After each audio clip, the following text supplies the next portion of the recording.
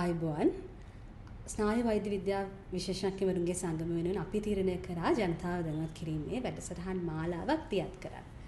එහි පළමු පියවර වශයෙන් අද කතා කරන්නේ මම ස්නායු වෛද්‍ය විද්‍යා විශේෂඥවරුන්ගේ සංගමේ ලේකම් විශේෂඥ ස්නායු වෛද්‍ය දුන්යාඩු සහ ස්නායු වෛද්‍ය විශේෂඥවරුන්ගේ සංගමේ සභාපති ස්නායු විශේෂඥ වෛද්‍ය දිලුම් පාලියගුරුගේ. අපි අද කතා කරමු මොළය ගැන. මොළයට සිදුවන හානි මොනවද සහ මොළය රැකගන්නේ කොහොමද කියන එක ඉතාම කෙටියෙන්. අපි කතා කරමු දැන් ස්නායු වෛද්‍ය විද්‍යාව කියලා තේරෙන විදිහට කතා කරමුකෝ.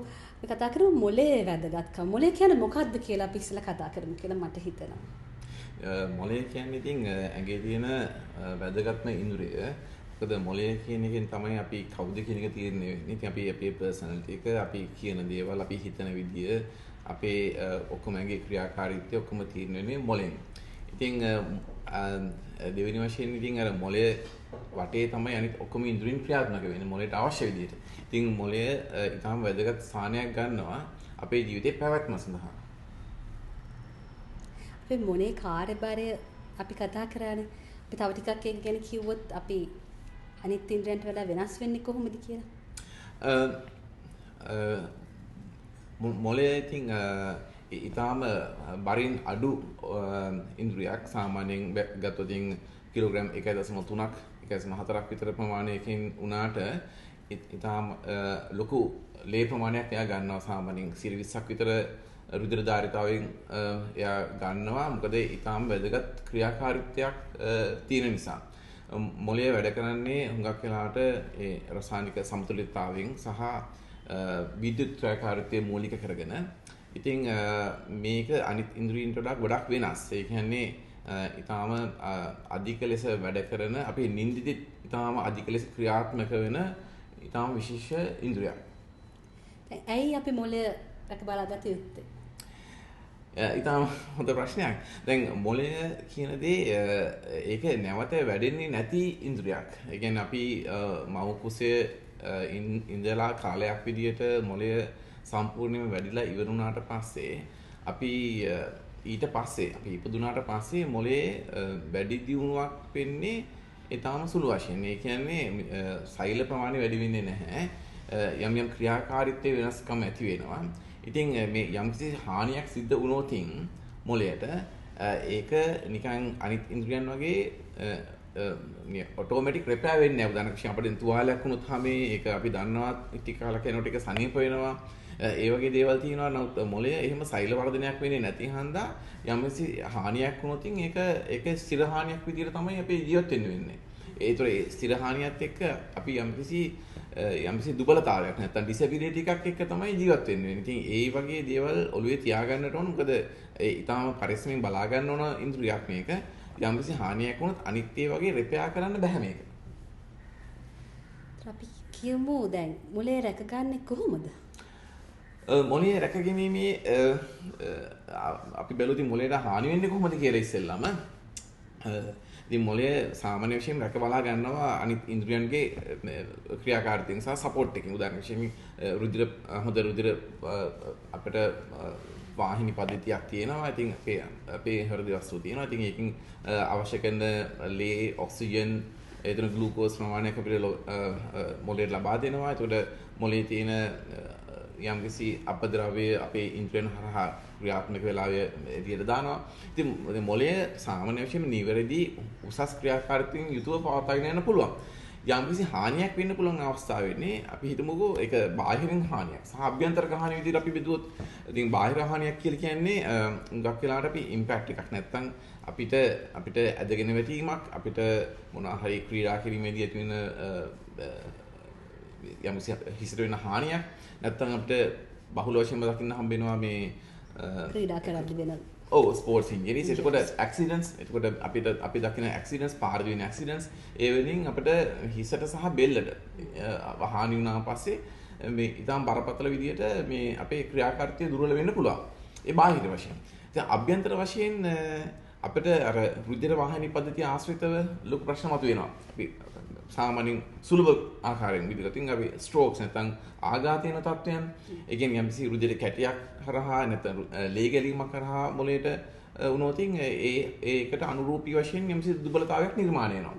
ඒ උදාහරණ වශයෙන් කියනවා නම් අපිට මුළු අංශයක්ම පණ නැති වෙන්න පුළුවන් නැත්නම් අපේ එක පැත්තක පෙනීම නැති වෙන්න පුළුවන් නැත්නම් අපිට වචන කියා ගන්න අමාරු වෙන්න පුළුවන්. කොටස අනුව රෝග ලක්ෂණ වෙනස් වෙනවා. ඉතින් සමහර ඒවා කාලයක් යනකොට අර වටේ තියෙන සෛලවල සහභාගීත්වයෙන් යම්සි ප්‍රමාණයකට හරි ගියාට ඒක අපි දකිලා තියෙනවා අපි 100%ක්ම විදියට ඒක ආයි පාරක් නෝමල් වෙන්නේ නැහැ. ඉතින් ඒ වගේ ප්‍රශ්නයක් තියෙනවා. ඉතින් ඒ හින්දා තමයි අපි මේක රැකබලාගත යුත්තේ. මොකද අර අපිට යම්සි හානියක් වුණොත් ඒ කියන්නේ අපි අස්තියක් හානි වුණොත් ඒක නට් එකක් දාලා ෆික්ස් කරන්න පුළුවන්. ඒ වගේ දේවල් ඒව රිපෙයාර් වෙනවා. ඉතින් ඒ වගේ දේවල් තියෙනවා. මට උන මොළය කියන දේ එහෙම රිපෙයාර් වෙන්නේ නැති සහ එහෙම රිපෙයාර් කරන්න බැරි ඉන්ද්‍රියක් හින්දා ඉතින් විශේෂ අවධානයක් දෙන්නට ඕන.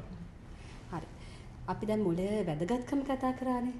එතකොට මොළයට හානි වෙන්න පුළුවන් විදි මොනවාද? බාහිර වශයෙන් හානි වෙන්න පුළුවන් ඉතින් අපිට යම්කිසි අපි තුමු ඇදගෙන වැටීමක් නැත්නම් එළියෙන් යම්කිසි ඉම්පැක්ට් එකක් වැදීමක් වුණොත් අභ්‍යන්තර විදිහට හානි වෙන්න පුළුවන්. ඉතින් අපි දකින්න මේ තත්ත්වයන් විතරයි ඇදගෙන වැටීමක් අපි දැන් අපි දන්න අපි යම්කිසි වයසකින් පස්සේ අපිට බැලන්ස් එක සමබරතාවය වගේ පොඩි ප්‍රශ්න මතුවෙනවනේ. ඉතින් අපි ඒ සඳහා දැන් සිටගෙන ඉන්න ඉරියව්වෙන් ඇදගෙන වැටීමක් වුණත් මොළයට හානි වෙන්න පුළුවන්. එතකොට දෙවෙනි විදිය තමයි ඉතින් අර යම් ක්‍රීඩා සම්බන්ධයෙන් අපි දුම් ෆුල් කොන්ටැක්ට් ස්පෝර්ට්ස් ඉන්නේ රග ෆුට්බෝල් වගේ දේවල් වලින් ලොකු පහරක් නැත්නම් බොක්සින් ක්‍රීඩාවේදී ලොකු පහරක් වගේ වැදුනොත් හිසට ඒ සඳහා හානි වෙන්න පුළුවන්. එම නැත්නම් අපි දකිනවා කොමන්ලි අර රියාතුරු ආශ්‍රිතව සිදුවන්නා වූ හිසට සහ බෙල්ලට වෙන අනතුරු. ඒකෙනුත් ගොඩක් අපිට මේ ගොඩක් දුර්වලතාවයක් ඩිසෙබිලිටි එකක් ක්‍රියේට් වෙන්න පුළුවන්. ඉතින් ඊට අමතරව අභ්‍යන්තරික වශයෙන් ඉතින් අපිට විශේෂයෙන්ම අපි දකින්නේ අර රුධිර වාහිනිය ආශ්‍රිත සිදුවෙන තත්ත්වයන්. අපි සාමාන්‍යයෙන් කියන්නේ ආඝාතයන් නැත්නම් ස්ට්‍රෝක්ස් කියලා. ඉතින් ඒ වගේ තත්ත්වයන් මතුනොත් අපිට මොළයට ස්ථිර හානියක් වෙන්න පුළුවන්. ඊට අමතරව රුධිර වාහිනිය නැතුව මොළයේ සෛලාශ්‍රිනුත් ප්‍රශ්න කිහිපයක් එන්න පුළුවන්. උදාහරණයක් විදිහට කියනවා නම් අපි දකිනවා ඉන්ෆෙක්ෂන් එකක් විස බීජයක් නැත්නම් ඔය එන්කෙෆලයිටිස් කියලා හඳුන්වන්නේ.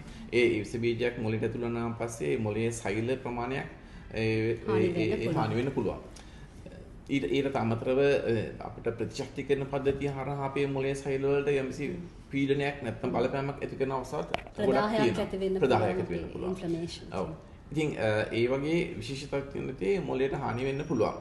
ඊට අමතරව මොළයට සම්බන්ධ සුවිශේෂ තත්ත්වයන් තියෙනවා ඩිජෙනරේටිව් බ්‍රේන් ඩිසීස් කියලා කියන්නේ. ඒ කියන්නේ අපි වයස්ගත වීමත් සමග ඇති වෙනවා. හා සහ ජානමය ආශ්‍රිතයෙන් යම්සි මොළයේ සෛල විදිහට ඒකේ ක්‍රියාකාරීත්වය අඩුවීමක් හෝ මොළයේ සෛල ප්‍රමාණය අඩුවීමක් හෝ අපිට දකින්න හම්බ වෙනවා. ඒතර ඒ හින්දා අපිට මතකේ නැතිවීමක් නැත්නම් අපේ කතනේ සම්බන්ධයෙන් ප්‍රශ්න අපේ සමබරතාවයේ සම්බන්ධයෙන් ප්‍රශ්න මතුවෙන්න පුළුවන්. ඉතින් මේ ආකාරයෙන් තමයි අපි සාමාන්‍ය වර්ගීකරණය කරන්නේ මොළයට වෙන්න පුළුවන් අනතුරු ගැන. අපි අනතුරු ගැන කතා කරලා කොහොමද අපි මූලිකව මොකද්ද මොළේ රැක ගන්න කල යුත්තේ? මම හිතන්නේ අපිට අර බාහිරින් සිද්ධ වෙන අනතුරු සම්බන්ධයෙන් අපි ලොකු දැනුමීමක් අපේ මහ ජනතාවට තියෙනවා.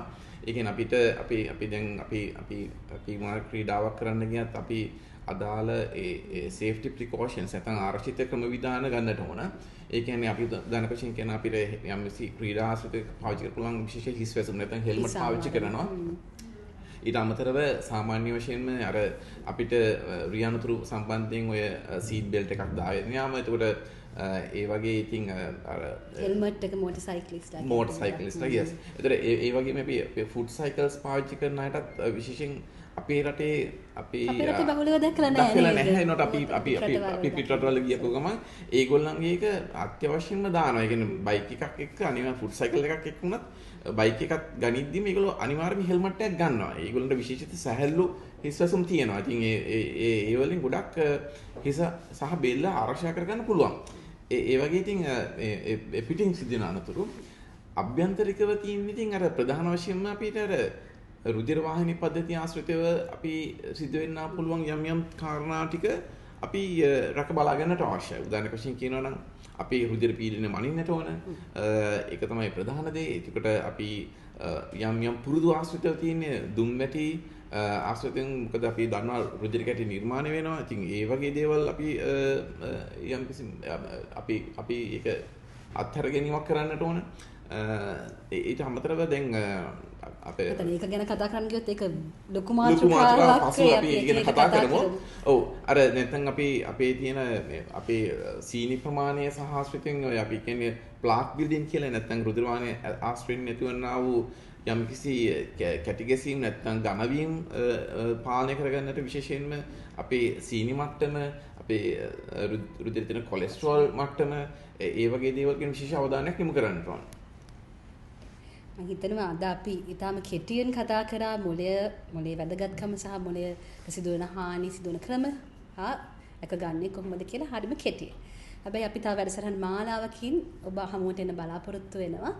අපි අද මේ ප්‍රවේශය පමණයි අපේ ස්නායු ගැන කතා කරන්න මොලේ ගැන කතා කරන්න අද මේ පළවෙනි පියවර තැබුවේ. ඉතින් තව පියවර ගන්නාවක් තියෙනවා. තව වැඩසටහන් මාලාවකින් අපි බලාපොරොත්තු වෙනවා ඔබව දැනුවත් කරන්න අපිත් එක්ක දිගටම රැඳෙන්න.